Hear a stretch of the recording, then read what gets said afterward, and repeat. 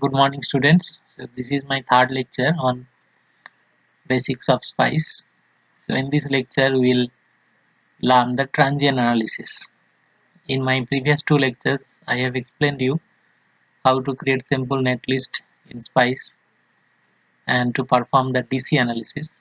So in this lecture, we will learn how to perform the transient analysis. Transient analysis is used to observe how the circuit responds to time varying inputs. That is when the voltage source is time varying in nature. Here you can see the DC source, we know that it is a constant voltage source. So with time it is fixed, it is constant.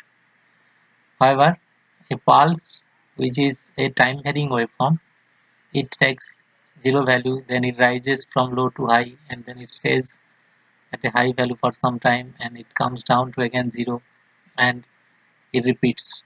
So this is a pulse, which is time varying waveform. You can have a sinusoidal waveform that varies from minus V to plus V with a specific time period. So to perform the transient simulation, you have to use the dot tran statement. Typically syntax is dot tran followed by the time step and the simulation end time. Now let us consider our simple example. This is example 1 with the RC circuit, where we have a voltage source that is a time varying pulse and one resistance R1 of 1 kilo ohm, another capacitance C1 with 1 picofarad value. The resistor R1 is connected between N1 and N2, and the capacitor connected between N2 and ground. So this is how we write our netlist. So R1 connected between N1 and N2, which is 1 kilo ohm. C1 connected between N2 and ground, which is 1 picofarad. And the voltage source V1, which is connected between N1 and ground, is a pulse going from 0 to 1 with 0 nanosecond delay, 1 nanosecond rise time, 1 nanosecond fall time, 4 nanosecond pulse high time, and 10 nanosecond period. And then we use the dot tran statement. Dot tran 1 picosecond, 20 nanosecond means 1 picosecond is the time step and 20 nanosecond is the simulation end time. And then we instruct SPICE to print the transient voltage at node N1 and N2, and then we have a dot end statement. So here is the graphical representation of a pulse. So if you look at this, the pulse going from V0 to V1, V0 is the low value and V1 is the high value. If you have a delay time, you can specify that. That means the pulse will start with a delay followed by the rise time, that is the time taken from V0 to V1, and then pulse stays at V1 for some time, which is the pulse width, and then again it's going down from high to low, which is the fall time, and then there is a low time. So rise time plus pulse width plus fall time plus the low time is the period of the pulse, and then it repeats. So if you look at the syntax, so you have the source name, voltage source name, followed by the two nodes between which it is connected, then pulse, then V0 followed by V1, then delay time, rise time, fall time, pulse width, and period. This is the example. V1 connected between N1 and ground is the pulse. It's going from 0 to 1 volt with delay of 0 nanosecond, and then 1 nanosecond rise time, 1 nanosecond fall time, 4 nanosecond pulse width, and 10 nanosecond period. So this is how you can specify the V pulse or the pulse type waveform.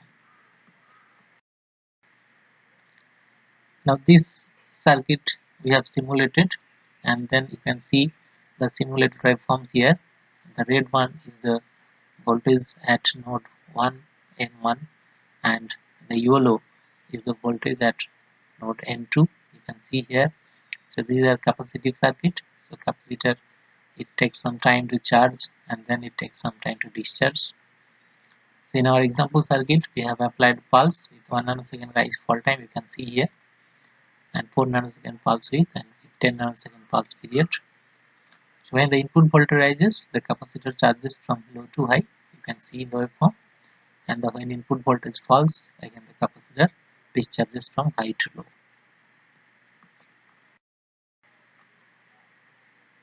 Now in our next example, same RC circuit, but the resistor is now variable. So we will change the value of the resistor. So this can be done along with the transient statement using a dot step command. So in this case, we will use three values of the resistor: 500 ohm, 1 kilo ohm and 2 kilo ohm. So to perform this, what we do is, instead of putting the value of R1 as a fixed resistor, we'll make it a parameter, and let's call that parameter as Rx, and we define this parameter Rx with a statement dot param Rx equal to 1. So this 1 is the initialized value that will be overwritten by our specified value in the step statement. So dot step list indicates that we are giving the list of values for parameter Rx: 500, 1k, 2k, and by default the unit is ohm, so it is 500 ohm, 1 kilo ohm and 2 kilo ohm. So this is our netlist. So first we parameterize the value of Rx, and then R1 connected between N1 and N2, instead of a fixed value we put the parameter Rx here. Now note down that this has to be put within the single quotation. And capacitor C1 connected between N2 and ground of 1 picofarad, that is as it is, and then voltage source. We have the dot trans statement, same dot trans statement we have used before. Along with that, we use another statement which is dot step, and then list param Rx: 500, 1k and 2k. That means this transient simulation will be performed for three different values of Rx. And then you instruct SPICE to print the transient waveform at node N1 and node N2. So this is how the simulated result is. Again, the red one is our input. Now you can see three different outputs for three different values of the resistor. When the resistor Rx equals 500 ohm, the RC circuit takes less time to charge or discharge.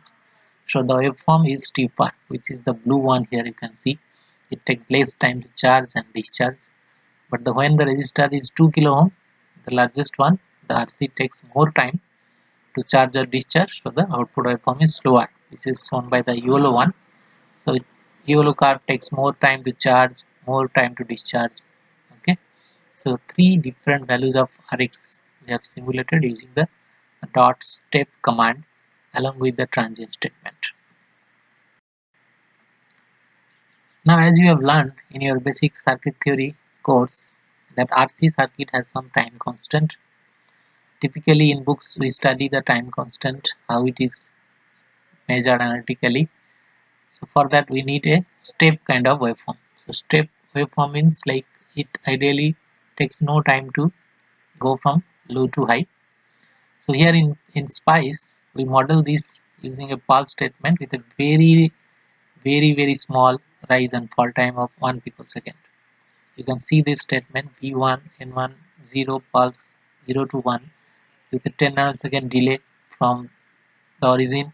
The pulse starts at 10 nanosecond and then it goes very fast to 1 with a 1 picosecond rise time and stays for 20 nanosecond and then comes back to 0 with a fall time of 1 picosecond, and we have given period of 20 nanoseconds. So the pulse will repeat after 40 nanoseconds, and in this case we do the simulation with 1 picosecond step, and the duration of the simulation is 50 nanoseconds, starts from 0 nanosecond. And we have again used the step command to simulate the circuit with three different values of Rx: 500 ohm, 1 kilo ohm and 2 kilo ohm. So this is, let's see how the circuit will perform the simulation. I mean this you know the time constant for RC circuit. For charging, the time constant is the time taken to reach 63.2% of the high value of the input. So in our case, the high is 1 volt, so it is 63.2% means 0.632 volt. And for discharging, the time constant is the time taken to reach 36.8% of the high value of the input when it falls. That is 36.8% of 1 volt is 0.368 volt. Now we can measure this charging and discharging time constant. We call the charging time constant as tau c and discharging time constant is tau d, and use the measure statement. So if you look at this statement to measure time constant for charging, so dot measure statement, run, then tau c, and then you trigger the waveform V1 at value 0.632, which is 63.2% of the high one for the rising edge, and then second waveform V2, sorry, at N2 we again put a trigger 0.632 volt, that is 63.2% for the rising edge. So from the input to the output at 63.2% point, the time difference will be your tau c, which is the charging time constant. And statement to measure the time constant for discharging, it is similarly a dot measure statement. Here we call it a tau d. So dot measure tran tau d, trigger your V1 Vn1 at value 0.368 volt for fault transition, and second waveform trigger at 0.368 volt for fault transition number 1. So these two statements, if we put in SPICE netlist, it will measure the value. So if you look at the waveforms for charging and discharging, we have shown. In our case, like we have the capacitance which is a 1 picofarad fixed for 500 ohm. Our RC time constant is 0.5 nanosecond. For 1 kilo ohm, the time constant is 1 nanosecond, and for 2 kilo ohm, the time constant is 2 nanosecond. So in this simulator waveforms, you can see how the time constants are coming. So for the yellow one, the steeper one, it is 0.5 nanosecond, and next blue one 1 nanosecond, and the third one we have 2 nanosecond for the charging. Similarly, we have for discharging time constant at 36.8%, that is 0.368 volt. 3 waveforms, 3 discharging waveforms. Yellow one is the steeper one for lower resistance, giving you 0.5 nanosecond time constant. Next one 1 nanosecond, and third one is 2 nanosecond. So this is how we can calculate the time constant for charging and discharging. Now we can do this kind of parametric analysis in any kind of simulator, but little bit syntax is different. In Spectra or SPICE, you can use this command, sweep command, along with the dot run statement as dot run 1 picosecond 15 nanosecond as it is, and then we say start 0 nanosecond and sweep Rx POI. POI means the list of points. We have given 3 points, so POI 3 means 3 points and 3 values 500, 1 kilo ohm and 2 kilo. So these statements indicate transient simulation for 15 nanosecond with a step of 1 picosecond and taking 3 values of Rx 500 ohm, 1 kilo ohm and 2 kilo ohm. Now you can simulate this using Spectra, using the command spectra rc1.sp, which is our netlist file, and then you can open your, if you do a listing of your directory, you will find that there will be a file called rc1.measure. You can open this using cat command. So I am showing you just the content of the file here. So you can see it is giving you some simulation log, like what is the time, date and so on, the name of the circuit simulator, and then the values of tau c and tau d for 3 different values of the resistance Rx. So first value is approximately like 0.5 nanosecond, next one is 1 nanosecond, and the third one is